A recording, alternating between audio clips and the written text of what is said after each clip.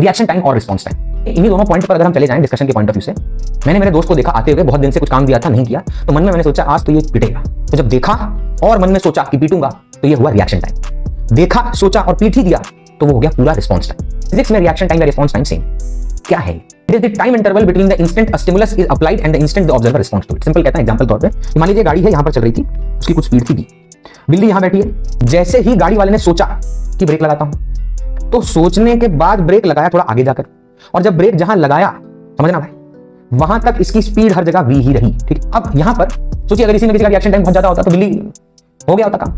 ठीक, एक चीख बस। तो यहां जब तक आपने ब्रेक नहीं लगाया, क्या तब तक वेलोसिटी कोई भी बदलाव आएगा? Tell me. And during reaction time speed remains constant.